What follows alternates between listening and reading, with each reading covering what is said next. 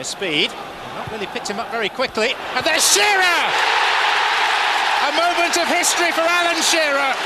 At 32, it's his first ever Champions League goal in open. Hello YouTube, it's me, your man Uncle Dennis from thesoccernumber10.com. In this video, I have actually a few secrets that I would like to share with you pertaining to how to perform a diving header.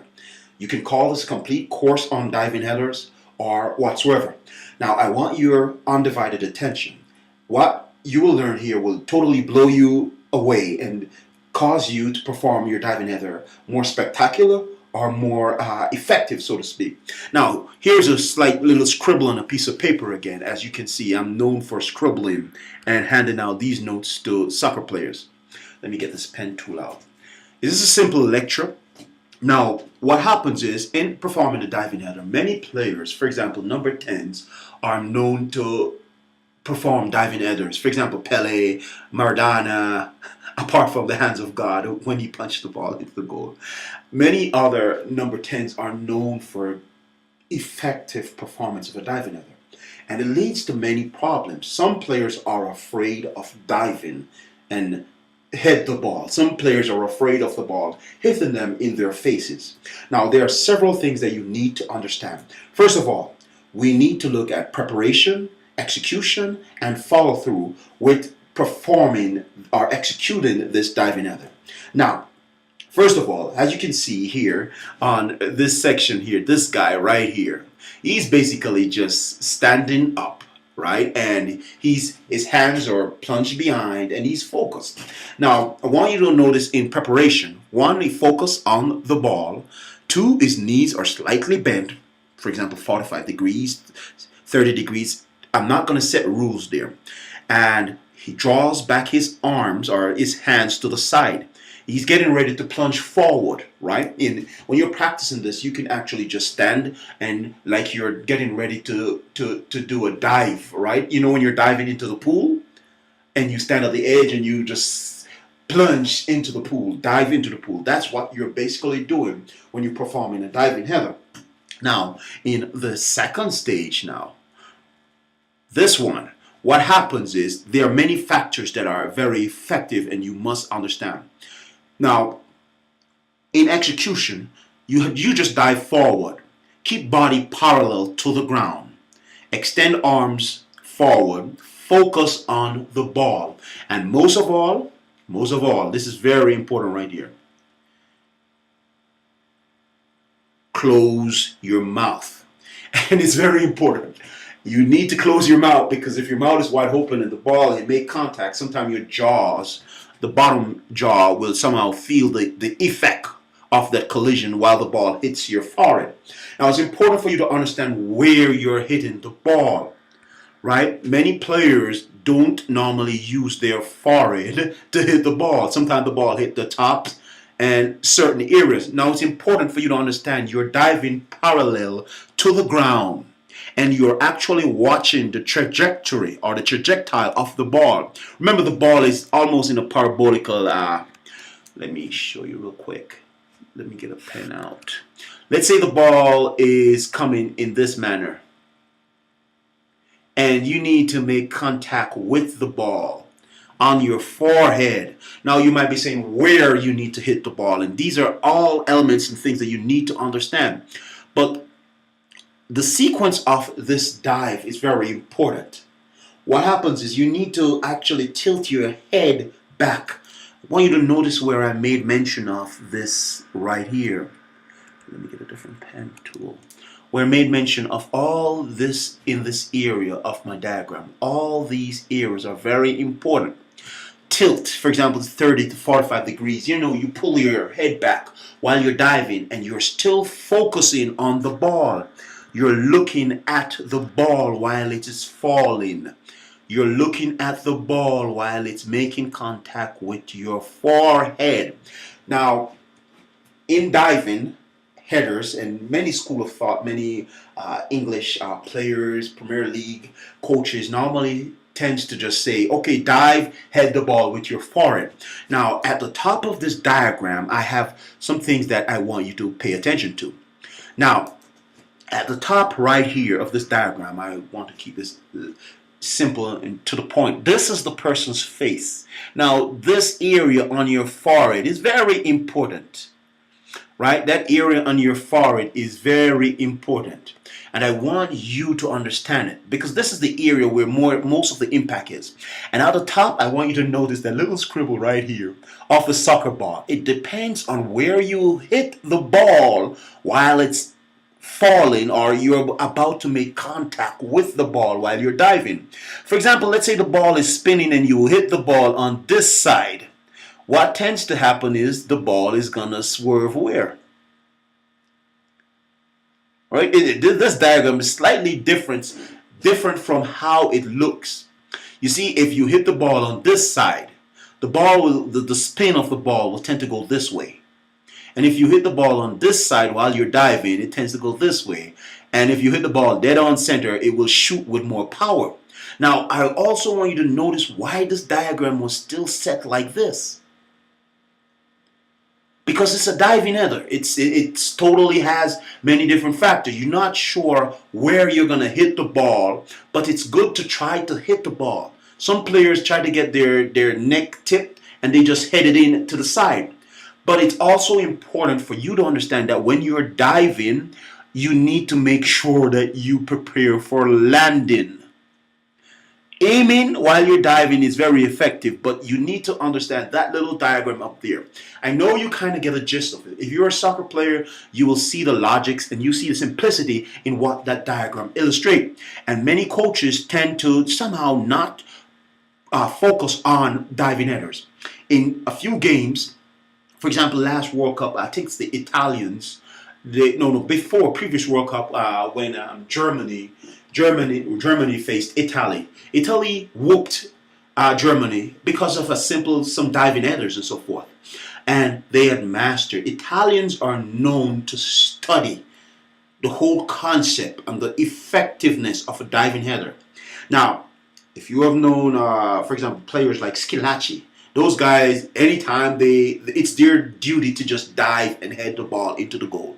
And it's a beautiful sight to see someone diving in the air and actually heading the ball. Now, as we come to a quite abrupt ending of this short lecture, I want you to understand elements of the dive. If you have problems diving, what you need to do is you can go on your knees and have a friend throw the ball to you and you just dive and head it in an angle or into the goal. Let me sketch this real quick so you can see tips that you can actually use in practice. Let's say you are with a friend. Many soccer players normally have friends. You are on your knees and your friend, this guy, or this stickman right here, all he does is throw the ball and you head it. You head it back to him, or you can even make it a little better. Have your friend stand at a different angle.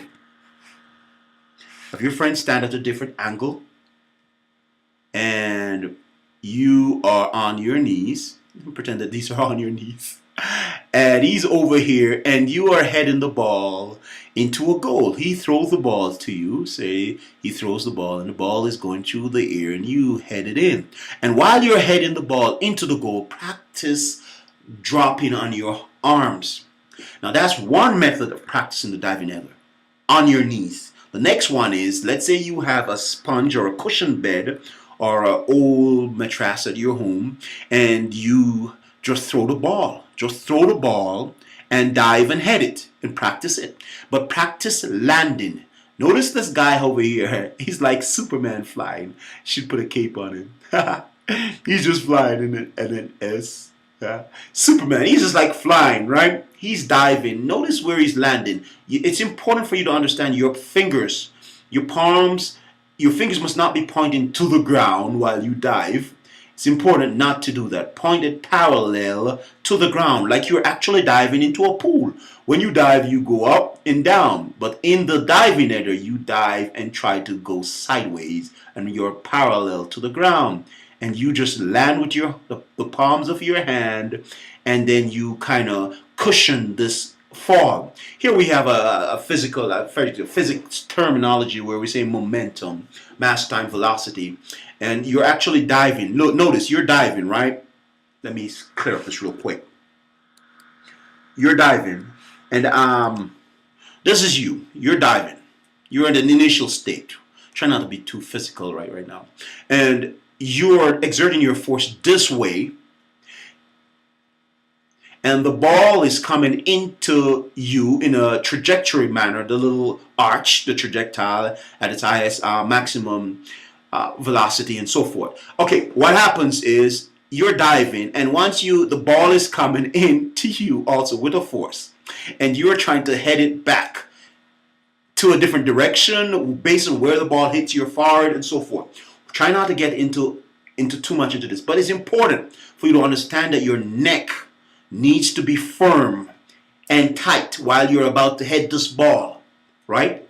In this stage right here. Your neck needs to be very firm, and you need to focus on the ball and try to make sure that the ball hits your forehead. Again, when you're practicing this tip, it is important for you to understand that even if you're diving on mattresses or in water practicing it, you're at the edge of the pool and your friend throw the ball across the pool. Let's say you're at the pool and you're standing. Your friend is on the other end of the pool and he throws the ball into the air and you just dive into the pool and hit the ball. That's another method of practicing this. And as you practice the diving header, notice how you fall. It's like when you're falling, you tend to somehow fall into the push-ups position. If you're standing like this, you tend to fall into the push-up position. Oh, this is kind of awkward. Let's clear this one real quick. I know we're on YouTube and time is going. So when you fall, you tend to dive into this manner, and you fall into the push-up position. So chances are, if you are practicing your diving header, you can also practice it from a second bounce. Let's say the ball is going to hit the ground and you are in the push-up position already. You try to jump from the push-up position and hit the ball. That's another advanced way to practice this technique. You jump from the push-up position and head the ball. I know you might not see the real logics in it, but in soccer, things happen fast, and if you master a certain skill, it can be very effective that it will save you and your team and a scoring chance or a finishing chance. Now again, in this short lecture, it's very simple. It seems hard, but as you practice the technique, muscle up some energy, you will notice that's important. Do not, or attempting it. Do not try to dive and land on your knees. Your knees slightly bent. You don't know what might lie beneath the surface of the grass or the soccer pitch. And you do not want to damage your knees. Right? So try to dive and be parallel to the ground. So when you dive, you land arm first, parallel. Let's clear this real quick. You land, arm, fingers slightly pointed up, not down, and then you follow through, then you land, and hip touch the ground, and then your leg just slide in, and you're now parallel back to the ground. So it's very important you understand this once you fall. Do not dive in with your chin pointing and your face looking down.